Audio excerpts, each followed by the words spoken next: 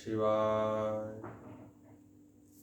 काशी की पवित्र धरा से मैं आचार्य वेंकटेश शर्मा शंख साधना के ज्ञान यात्रा में आपके साथ जुड़ने के लिए तैयार हूँ।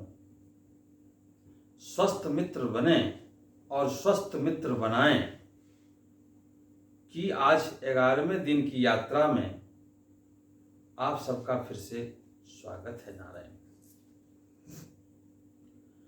शंख असंख्य दुखों का निवारण, शंख असंख्य दुखों का निवारण पुस्तक का जीवन के प्रति संदेश।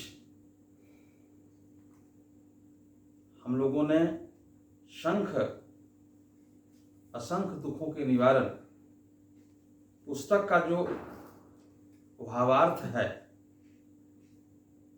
उसको लेकर आज फिर शंख साधना से कुंडलिनी जागरण की कड़ी को आगे बढ़ाते हैं। इसमें हम लोगों ने सबसे पहले कुंडलिनी जागरण और शंख साधना के विषय में अपनी बातें रखी। अपने शरीर के बनावट को पहचाने,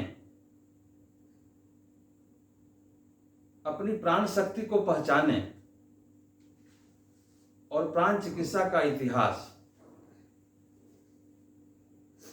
और अभी जिस पाठ्य को हम लोग लेकर आगे बढ़ रहे हैं वे स्वर से श्वास का संबंध की कड़ी को हम आगे बढ़ा रहे हैं।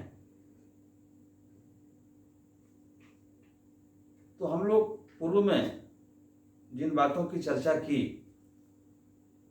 उसके आगे हम लोग आज प्राणायाम का रहस्य और शंख साधना का जो महत्वपूर्ण पहलू है उसको रेखांकित करने की कड़ी में हम आपको अपनी भावनाओं से अवगत करा रहा हूं। प्राणायाम का रहस्य इस तथ्यों में निहित है कि पूर्ण श्वास नाभि की कुंडलिनी तक पहुंचती है और उससे निकलने वाली 10 नाड़ियों में उचित मात्रा में प्राण का प्रभाव होता है, जो 10 द्वारों की सही तरीके से रक्षा करती है। अनेक शरीर शास्त्रियों के शरीर विज्ञान में नारी जो शब्द है उसका वर्णन रक्त वाहिनी शिराओं से ही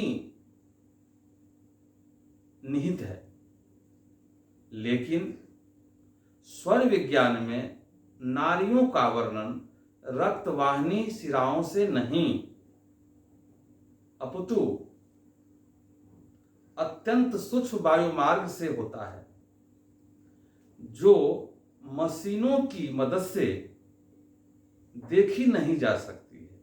जो हमारी वैज्ञानिक तकनीक है उससे उसके बारे में अध्ययन नहीं किया जा सकता है, लेकिन सूक्ष्म दृष्टि से ये जो सूक्ष्म दृष्टि है उसके अनुभव के आधार पर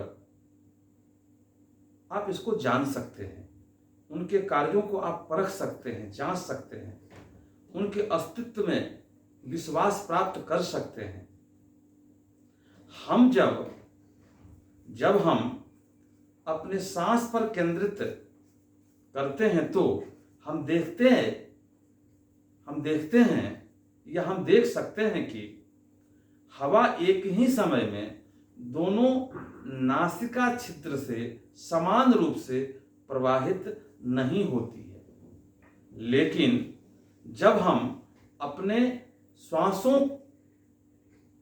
को लेने के तरीकों को बदलते हैं तो थोड़े समय के लिए दोनों नासिका छिद्रों से हवा समान रूप से प्रवाहित होती है। इसे सुषुम्ना का प्रवाह कहते हैं।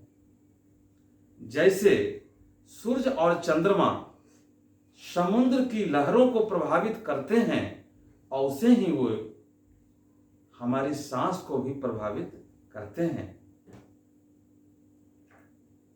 क्योंकि हमारी जो नासिका के दो छिद्र हैं, एक का सूर्य से संबंध है और दूसरे का चंद्र से संबंध है, इसलिए सूर्य नाड़ी और चंद्र नाड़ी की चर्चा होती है।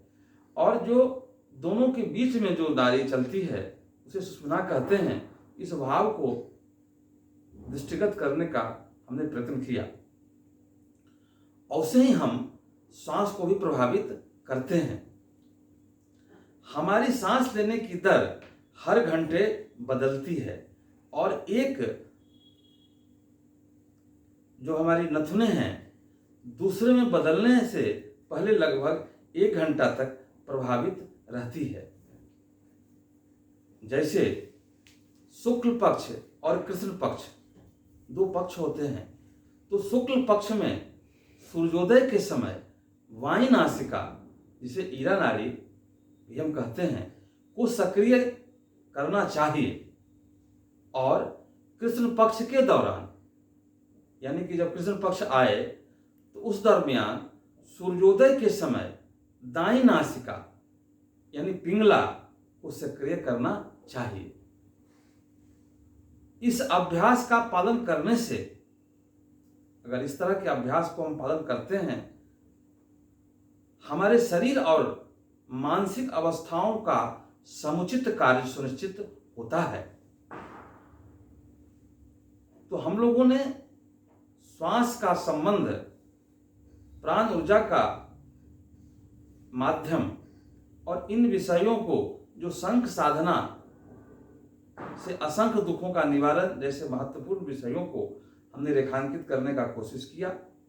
मित्रों, स्वस्थ मित्र बने और अपने मित्रों को भी स्वस्थ बनाएं। शंख साधना की इस कड़ी को आशा और विश्वास के साथ आगे बढ़ाएं। ओम नमो नारायण।